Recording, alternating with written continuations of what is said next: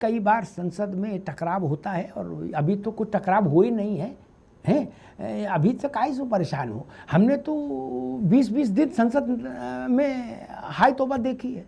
सुखराम के मसले पर 16 दिन संसद नहीं चली थी। क्या जब सुखराम के यहाँ बोरे नहीं निकले थे शर्मा जी, बोरो नोट 16 दिन नहीं चली थी, 20-22 दिन बाबरी मस्जिद पे नहीं चली थी। काहे कोई तरह परेशान है। लोकतंत्र है, इसमें इसका भी सुख है।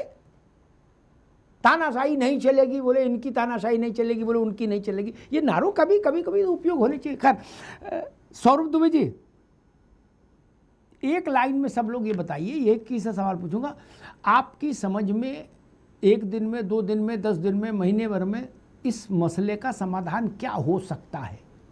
क्या होगा? आपको क्या लग रहा है कि भाई ऐसा कुछ हो सकता है, इस दिशा से इसका समाधान हो सकता है? इस मसले का समाधान निश्चित तौर पर जो भी युवा हैं, जो भी छात्र हैं, उनको हालांकि सरकार, प्रधानमंत्री नरेंद्र मोदी ने खुद कहा है कि फास्ट ट्रैक कोर्ट बना करके सजा जो होगी उनको वो 10 साल की होगी और 10 करोड़ रुपए का जुर्माना लगेगा जो भी पेपर लीक करता है। लेकिन मुझे लगता है थोड़ा सा सिस्टम के अंदर, व्यवस्था के अंदर और पारदर्शिता के साथ सिस्टम को और मजबूत करना पड़ेगा, ताकि छात्रों का भविष्य, देखिए बच्चे इस देश के हैं, बच्चे कहीं बाहर से नहीं आए हैं, हमारे आपके इस देश के बच्चे हैं। लेकिन मुझे देखिए एक बात से आपत्ति है कि आंदोलन होना चाहिए, आंदोलन हो भी रहा है, लेकिन आंदोलन का जो तरीका है, आंदोलन की जो भाषा है, मंच के जो नारे हैं, मंच पर एक ही नाम रहेगा, अल्लाह, ब्राह्मणवाद, मुर्दाबाद, संसद को ध्वस्त कर दिया जाएगा, नीता का पति जो है सीता का पति राम, इस तरह की भाषा देखिए कहां से आती है।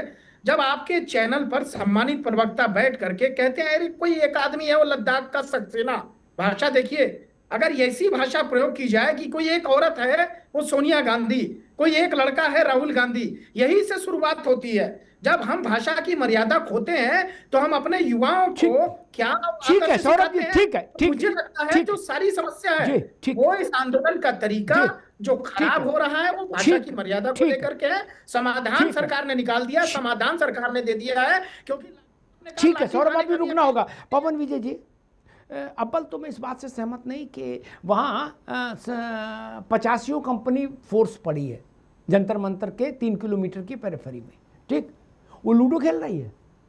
ये जो गाली गलौज कर रहे हैं, जो वायरल हो रहे हैं, इनको पकड़ पकड़ के जीप में क्यों नहीं बैठाल रहे हैं? कोई रोके तो फिर बात हो। ये सब नहीं चलेगा, इसलिए वो छोड़ दे। वहां तो पुलिस है ना, कानून का उल्लंघन हो रहा है तो जेल भेजो। पुलिस के सामने पुलिस की मां बहन की जा रही है, पुलिस वाले खड़े मुस्कुरा रहे हैं, तो फिर मुस्किया ही लो भैया, फिर नैन मटक्का ही कर लो, मुस्किया लो। उनको कोई तकलीफ नहीं, सौरभ दुबे यहां परेशान हो रहे। पवन जी, आपकी समझ क्या कहती है, क्या होना होगा, क्या होगा, होना चाहिए नहीं, क्या होगा? जी जी जी, दरअसल शीशा भी अपना है, पत्थर भी अपना है, तो किसको बचाया जाए और किसको मारा जाए, सरकार सामने दुविधा है।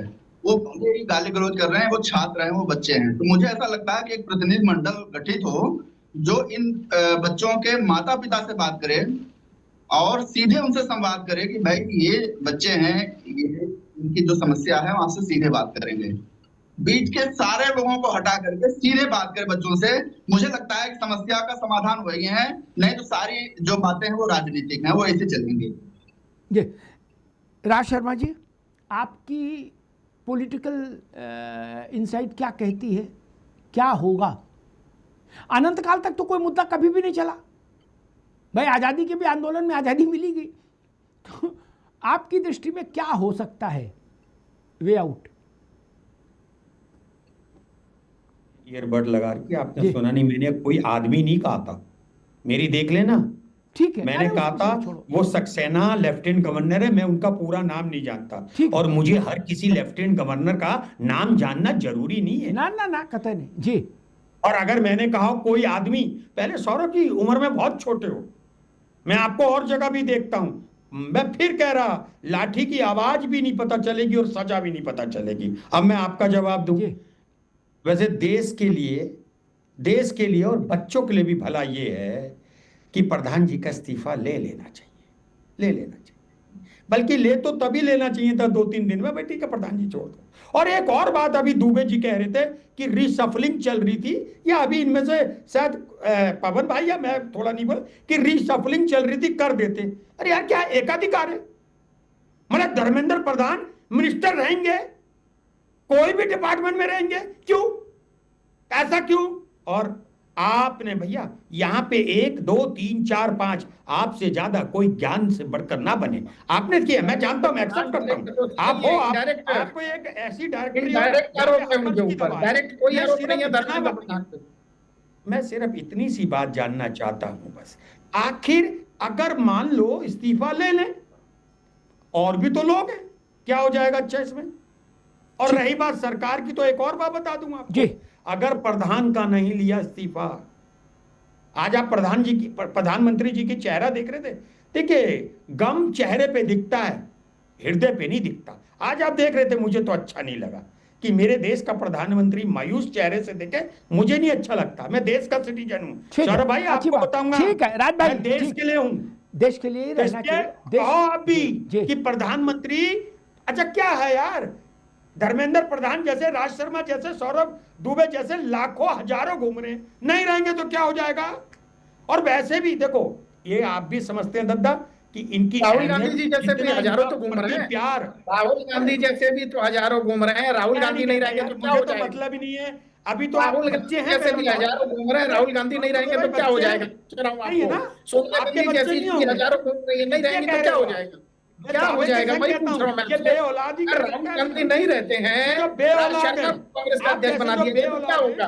बताइए, आप बताइए, राहुल गांधी जी अध्यक्ष नहीं रहते हैं, किसी और को बना दिया जाए, मल्लिकार्जुन खड़गे नहीं रहते, किसी और को बना दिया तो क्या हो जाएगा? देखिए ऐसा नहीं होता है, धर्मेंद्र प्रधान डायरेक्ट नहीं है, धर्मेंद्र प्रधान दोनों मित्रों को रोकूंगा, दोनों मित्रों को रोकूंगा। एक बात और, चलो बाद में कहूँगा, सब लोग ये कह रहे हैं धर्मेंद्र प्रधानमंत्री ना रहे तो क्या हो जाएगा, मैं बताऊंगा क्या हो जाएगा। अशोक जी, आपकी समझ क्या कहती है, क्या हो सकता है? वो 36 घंटे में भी हो सकता है, वो 36 दिन में भी हो सकता है, बट क्या हो सकता है? देखिए अमिताभ जी, क्या हो सकता है ये तो मोदी जी जाने, उनका कैबिनेट जाने, लेकिन राजनीतिक लोग भी यार कोई कथा भागवत के लिए बुलाए जाते हैं। राजनीतिक लोगों के पास भी एक इंसाइट होती है, एक अनुमान होता है कि नहीं तो राजनीति क्यों कर रहे। अमिताभ जी देखिए, ये उनका इस्तीफा सरकार ले या न ले, लेकिन जो हो सकता है वो ये हो सकता है कि जिस तरह से मोदी जी और योगी जी की सरकारें एक्सपोज हुई हैं, जो ये कहती थी कि हम छात्रों नौजवानों का भविष्य हमारे लिए सर्वोपरि है, वो दोनों सरकारें एक्सपोज हो गई हैं और पूरी भाजपा एक्सपोज हो गई है, क्योंकि यही योगी जी की सरकार है। यही योगी जी की सरकार है जिसमें ओम प्रकाश राजभर जी का एक विधायक जो कि गैजेटेड मतलब रजिस्टर्ड रूप से साबित हो गया है कि वो रेलवे से लेकर के तमाम पेपर लीक का आरोपी और वो सरकार में बना हुआ है, उसके खिलाफ कोई एक्शन नहीं हुआ। इसी तरह मोदी सरकार के पूरे जो टेन्योर में आप देखिए, जो 152 पेपर लीक हुए हैं, ये कहीं न कहीं तमाम ऐसे लोग इस सरकार में सिस्टम में बैठे हुए हैं और छात्र हित में या नौजवान हित में उनके ऊपर कार्रवाई नहीं सरकार कर रही है। आप समझ रहे हैं बात, छात्र नौजवान हित सर्वोपरि है, लेकिन पेपर लीक माफियाओं को, परीक्षा माफियाओं को हम बिल्कुल नहीं टच करेंगे क्योंकि हमारे सिस्टम में भाग ले रहे हैं। दूसरी बात अभी रत्नाकर जी ने कहा कि ये व्यक्ति परिवर्तन नहीं हो सकता चाहे लोग कुछ भी कर लें। भैया हमको पता है कि आप सत्ता में से जाना नहीं चाहते हो, चाहे आपको छात्रों की आंख खोलनी पड़े पैलेट गन चला करके, चाहे छात्रों को पीछे डंडा घुसाना पड़े छात्र छात्राओं के, चाहे जो भी करना पड़े, आप सब कुकर्म करोगे लेकिन कुर्सी नहीं छोड़ोगे, लेकिन कुर्सी किसी की बैनामा नहीं होती, रजिस्ट्री नहीं होती है। तो कुर्सी जो जनता देती है वही जनता कुर्सी छीन भी लेती है। धर्मेंद्र प्रधान न इस्तीफा दें, मोदी सरकार न उसे इस्तीफा दे, लेकिन हमारे देश का जो भविष्य है वो सड़कों पर आ चुका है। और सिर्फ जंतर मंतर की बात नहीं है अमिताभ जी, एक गांव गिराव में भी ये आंदोलन चल रहा है, उसके दिल में चल रहा है, उसके मन में चल रहा है, ठीक और मौका तलाश रहा है। ठीक है अशोक भाई। रत्नाकर सिंह जी, मुझे बीजेपी और गवर्नमेंट के प्रोस्पेक्टिव से बताइए, व्यू से बताइए, क्या लगता है, क्या ऊंट किस करवट बैठेगा, दाएं कि बाएं या खड़ा रहेगा? तीन ही देखिए, स्थितियां हैं, या तो अमिताभ दाएं जी- बैठे या बाएं, या खड़ा हो जाए, दोनों पैर ऊपर कर दे। जी देखिए अमिताभ जी, जहां तक इस्तीफे की बात है, मैं आपको स्पष्ट रूप से बता दूं कि धर्मेंद्र प्रधान जी के ऊपर कोई भी, अभी कोई, सौरभ दुबे जी ने भी उस चीज का जिक्र किया कि कोई भी सीधा आरोप उनके ऊपर लगा नहीं। अगर सीधा आरोप लगे तो व्यक्ति का इस्तीफा त्वरित ले लिया जाए।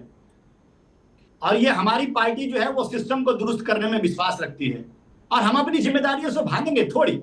हम इस्तीफा ले लेंगे और कहेंगे कि ठीक है हमने इस्तीफा ले लिया, फिर हमारी जिम्मेदारी खत्म। हम अपनी जिम्मेदारियों से नहीं भागेंगे, हम उस सिस्टम को दुरुस्त करने का काम करेंगे, और तमाम तरीकों से हम दुरुस्त करने का काम कर भी रहे हैं, प्रयास भी कर रहे हैं। इनके समय में, ये कांग्रेस के समय में इस्तीफा कैसे होता था भाई?